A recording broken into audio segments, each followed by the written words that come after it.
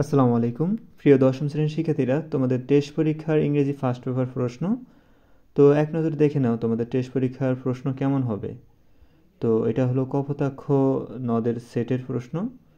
দেখো এখানে খুবই গুরুত্বপূর্ণ প্রশ্ন এখানে দেওয়া হয়েছে এবং প্যাসেজটা খুবই গুরুত্বপূর্ণ। দেখো এখানে তোমাদের পার্ট এ রিডিং টেক্সট এখানে 70 মার্ক আসবে।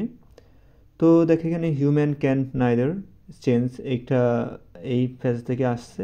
এই ফেজটা খুবই গুরুত্বপূর্ণ, তোমরা এই ফেজটা পড়তে পারো যদি তোমাদের আগামীকাল যদি পরীক্ষা হয়ে থাকে ইংরেজি ফার্স্ট পেপার, তাহলে হিউম্যান ক্যান নাইদার এই ফেজটা পড়ো, কারণ এই ফেজটা খুবই গুরুত্বপূর্ণ। ঠিক আছে, তো এখান থেকে তোমাদের এক নঙে তোমাদের 7টা এমসিকিউ করছে, 7টা এমসিকিউ 7 মার্ক থাকবে। আর 2 নঙে তোমাদের এই ফেজ থেকে 5টা প্রশ্ন করা হয়েছে, 5টা প্রশ্ন 10 মার্ক থাকবে, একটা প্রশ্ন 2 মার্ক করে।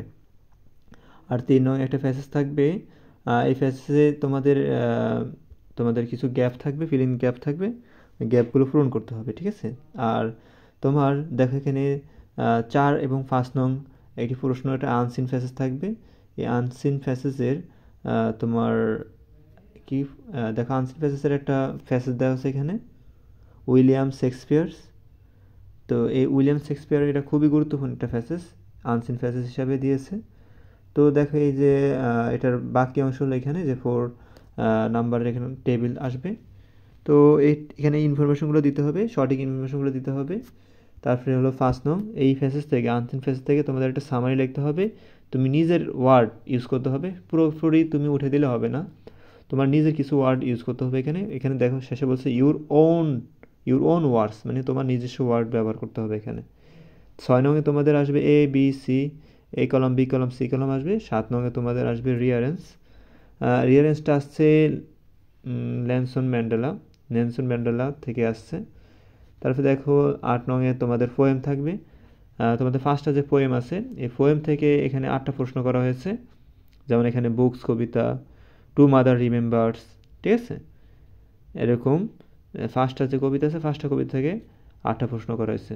তারপরে ও মি, ও লাইফ, হ্যাঁ, এরকম 5টা কবিতা আছে, এই 5টা কবিতা থেকে 5টা প্রশ্ন করা হয়েছে। কিন্তু আগে কিন্তু এগুলো ছিল না, আগে এরকম কবিতা ছিল না, কবিতা থেকে কোনো প্রশ্ন করতো না।